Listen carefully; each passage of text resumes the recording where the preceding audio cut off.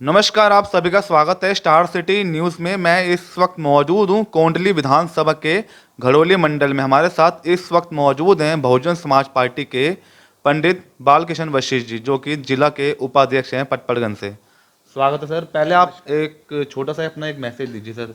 इस समय त्योहारों का टाइम है, क्या कहना चाहेंगे? सबसे पहले तो मैं जितेंद्र भाई का शुक्रिया अदा करूंगा कि वो यहाँ पे अपना कीमती वक्त दिया उन्होंने और हमसे बातचीत करने के लिए मतलब तैयार हुए। जी जी। और सब यहाँ पे इस क्षेत्र के सभी वासियों को मैं दीपावली की हार्दिक शुभकामनाएं देता हूँ आपके चैनल के माध्यम से। और सभी का त्यौहार हंसी खुशी से बीते। और जैसे कि सरकार की गाइडलाइन है पटाखे ना चलाएं तो उसे माने, उसके लिए कोई मतलब वो ना रखें और हंसी खुशी सबको मिठाई बांटें, अच्छा त्यौहार मनाएं और सब खुश रहें। बस मेरी यही कामना है। अच्छा पंडित बालकृष्ण जी, मेरा सर आपसे सवाल है। जैसे अभी 272 सीटों से जो 250 सीटें जो की गई हैं एमसीडी की, इसका स्वागत करते हैं आप सर। क्या लगता है इसको, जो अभी कुछ क्षेत्रों में अभी कुछ बदलाव भी देखा जा रहा है और कुछ वार्डों में जैसे कि 86,000 वोट है, कहीं 76,000 वोट हैं, क्या कहना चाहेंगे इस बारे में? स्वागत तो खैर है ही इस तरह के कदमों का, जिस तरह से कोई भी सरकार काम करती है। लेकिन जहाँ तक बात 272 वार्ड से 250 वार्ड करने की है, तो इसके पीछे कोई क्लैरिफिकेशन, कोई जस्टिफिकेशन, कोई टेक्निक, क्या उन्होंने फार्मूला यूज़ किया है, इसको भी आम जनता को डिस्क्लोज़ करना चाहिए, क्योंकि ये एमसीडी एक ऐसा डिपार्टमेंट है जो आम लोगों से जुड़ा हुआ है और हमें पता होना चाहिए कि हमें इस वार्ड में क्यों डाला गया। कुछ जैसे कि मैं आपको कुछ बताना चाहूँगा। जैसे राजवीर कॉलोनी एक हमारे यहाँ वार्ड पड़ता है। Okay okay. पहले वो कोंडली वार्ड में आता था, अब उसको क्या है कि उठा के कल्याणपुरी वार्ड में डाल दिया गया। जी। अब उसका जस्टिफिकेशन ये नहीं है कि नहर पार करके क्यों जाएगा कोई आदमी, और जबकि आज तक कभी भी नहर पार करके कभी भी इस वार्ड को उसमें, इसी तरह कोंडली गांव को उठा के दल्लूपुरा वार्ड में डाल दिया गया। तो कुछ पोर्शन डाले गए हैं और न्यू कोंडली का आधा पार्ट दल्लूपुरा में, आधा पार्ट अपना घोड़ाली वार्ड में। तो ये क्लियरेंस नहीं हुआ अभी तक कि ऐसा क्यों किया गया। तो इसके पीछे की मंशा मेरा मानना ये है कि सरकार को या जो भी नुमाइंदे हैं चुनाव आयोग के, उन्हें बताना चाहिए आम जनता को कि ये हमने ऐसा क्यों किया। तो इससे कहीं ना कहीं सर दिक्कतें पड़ेंगी, कहीं जो लोगों को परेशानियां होंगी तो उनको दूर दूर तक जाना पड़ेगा। जी, इसमें इसमें मैं आपको बताना चाहूँगा कि कुछ लोग काफ़ी परेशान रहेंगे। जैसे कुछ वार्ड इधर हैं तो नहर पार करके जाना है हर छोटे छोटे काम के लिए, क्योंकि यहाँ पे हर छोटे छोटे काम, नाली सफाई करने के लिए जाना है तो कहना है तो वहाँ जाना पड़ेगा। और कई बार ऑफिस में प्रतिनिधि नहीं मिलते हैं, उनके जो ओएसडी वगैरह जो भी सेक्रेटरी वगैरह बैठे रहते हैं वो भी ठीक से कंप्लेंट नहीं सुन पाते हैं। तो कितने चक्कर लगाएगा कोई भी व्यक्ति। और फ़ोन कॉल्स का आपको पता ही है कि जब जीतने के बाद ऑफिसों के फ़ोन कॉल सब बंद हो जाते हैं।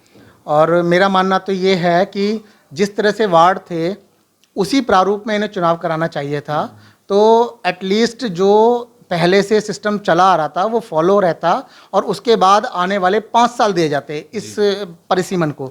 ये एक परिसीमन 5 साल पहले की प्रोसेस है, पहले दिया जाता 5 साल पहले, फिर उसके बाद उसको डिक्लेयर किया जाता कि आप आने वाला टाइम में हमारा ये इस तरह का प्रारूप रहेगा।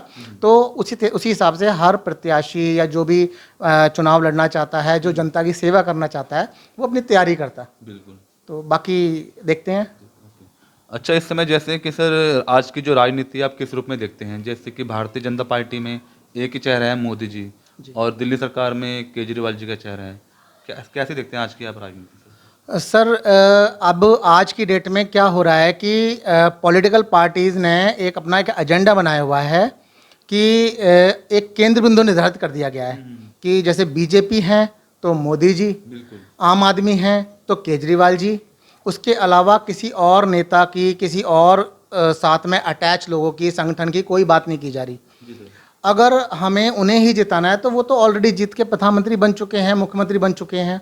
क्यों ना हम अपने यहाँ के नुमाइंदों को जिताएं, उसको बताएं कि इसको हमने टिकट क्यों दिया है। मैं तो हर पार्टी से ये कहना चाहूँगा कि अपने जो नुमाइंदे जिसको भी टिकट दे रही है, जनता के बीच में ला रहे हैं, उन्हें पार्टी को बताना चाहिए कि हमने इन्हें क्यों चुना है। और जनता को भी पूछना चाहिए कि आपने इन्हें टिकट क्यों दिया है, और उससे पूछना चाहिए कि आपकी प्लानिंग क्या है, आप हमारी किस तरह से सेवा करेंगे।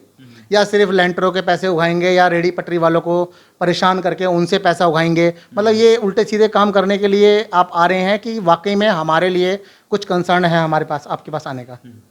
अच्छा, इस बार जैसे चुनाव है एमसीडी के, तो क्या पब्लिक इस बार बदलाव चाहती है? 15 साल दिल्ली में जैसे बीजेपी एमसीडी शासित है सर, जिन्होंने राज किया 15 साल, तो आने वाला जो समय आ रहा है कैसा रहेगा? सर ये तो खैर दिल्ली क्षेत्र की जनता अपना चुनाव के टाइम पे, क्योंकि इस चीज़ का कोई भी नहीं बता सकता है, क्योंकि एक बड़ा बड़ा ज्योतिषी भी बड़े बड़े फेल हो जाते हैं। लेकिन मेरा मानना ये है कि जनता हर एक को देख चुकी है। बीजेपी को भी देख चुकी है एमसीडी में, उससे पहले कांग्रेस सरकार थी उसे भी देख चुकी है, और आम आदमी के भी काफ़ी पार्षद इस टाइम हैं, उन्हें भी देख चुकी है। जो ये दावा बड़ा बड़ा करते थे कि आपके लेंटर से कोई पैसा नहीं उगाएगा, वहीं से सबसे ज़्यादा पैसा उगाया गया है। और ये इसके जीते जागते बहुत सारे सबूत हैं करप्शन के। आज जो सरकार करप्शन के मुद्दे पे बनी थी दिल्ली में, वो सरकार करप्शन पे फंसी हुई है। वो लोग रोड पे रोड शो कर रहे हैं और उनका मुद्दा किसी जनता की भलाई का नहीं है, उनका मुद्दा है करप्शन। उनका एक मंत्री करप्शन में फंसा हुआ है, तो उसको बचाने के प्रयास में वो लोग रोड पे हैं। क्या इसलिए ये सरकार बनाई गई थी? अच्छा बालकृष्ण जी, जैसे आप बहुजन समाज पार्टी से हैं, तो बहुजन समाज पार्टी के इसमें क्या मैनिफेस्टो हैं? जैसे आप लोगों के बीच में जा रहे हैं, कैंपेनिंग कर रहे हैं, तो क्या मैसेज दे रही है पब्लिक? सर होता क्या है कि कोई भी आदमी जब कोई जिला पंचायत लड़ता है या पार्षद का चुनाव लड़ता है, या बेसिकली सारे वादे चुनावी मुद्दे हैं, या कोई विधायक का लड़ता है, तो वो लोग ये भूल जाते हैं कि हमें जनता के किन मुद्दों की बातें करनी है। वो क्या बात करेंगे? पाकिस्तान, हिंदू मुसलमान, लोकपाल। लेकिन जब हम गाड़ी नहीं लेंगे, बंगला लेंगे, लेकिन जब बनते हैं तो उन्हें यही नहीं पता कि उन्हें काम क्या करना है। हमारी जो बहुजन समाज पार्टी है, हम जब यूपी में सरकार में रहे, तो आज भी जो गांव में गलियां बनी हुई हैं, जो सरकारी कॉलेज बने हुए हैं, जितने भी संस्थान बने हुए हैं, वो आज भी बहुजन समाज पार्टी की देन है। जो सड़कों का प्रारूप आया है, वो भी बहुजन समाज पार्टी की देन है। ठीक है, हमें जनता ने मौका नहीं दिया, कोई बात नहीं, उसका हमें स्वागत है, और हम लगातार कोशिश कर रहे हैं कि हम जनता के बीच में रहें। उनके जो ज़रूरी मुद्दे हैं, हम उसी पे काम करते हैं। अगर यहाँ पे इस टाइम जो एमसीडी का चुनाव है, तो हम सिर्फ बात करेंगे उससे जुड़े हुए कार्यों की। जैसे यहाँ के जो आप देखेंगे, सबसे बड़ी समस्या है यहाँ पार्किंग की। पार्किंग का कोई इन्होंने अभी तक कोई भी मतलब एक चार्ट बना के नहीं दिया किसी भी पार्षद ने। उससे बड़ी समस्या है यहाँ रेहड़ी पटरी वालों की। उनके लिए अभी तक कोई लाइसेंसिंग की व्यवस्था नहीं की गई है। आप सुन लेंगे ऑनलाइन सब कुछ अवेलेबल है, लेकिन क्या वो उस तक पहुँच रहा है? उसके अलावा ये जो बिजली पानी का शोर करते हैं बार बार, बिजली किसको फ्री मिली है? एक भी किराएदार बताइए जिसके यहाँ मीटर लगा हुआ हो बिजली का प्रीपेड। एक भी जो है पानी का बिल बताए। पानी के लिए अगर पानी फ्री है, तो जल बोर्ड के ऑफिस पे लाइनें किनकी लगी हुई हैं? वो कौन लोग हैं जो अपना बिल लेके आ रहे हैं कि मेरा 5,000 बिल आ गया, मेरा 3,000 बिल आ गया? तो पानी फ्री है कहाँ? तो ये बहुत सारे मुद्दे हैं जो लोगों को भटकाने के लिए हैं। और अगर आप ये कहते हैं कि हम फ्री दे रहे हैं, तो आप मुझे फ्री पेट्रोल दे के दिखाइए ना। आप मुझे बच्चों का दूध फ्री दे के दिखाइए, आप लोगों का राशन फ्री करके दिखाइए। हमें नहीं चाहिए आपकी डीटीसी की टिकट, हमें नहीं चाहिए दारू पे एक पे एक बॉटल फ्री। हमें ये जरूरी चीज़ चाहिए जो हर आदमी तक पहुँच सके। तो आप इस चुनाव के रेस में रहेंगे सर? अब जैसे कि मैं इस बारे में ये तो नहीं कह सकता अभी से, लेकिन हाँ, अगर मुझे पार्टी मौका देगी और पार्टी आदेश करेगी कि आपको चुनाव लड़ना है, तो मैं जाहिर सी बात है पार्टी से पीछे नहीं हटूंगा।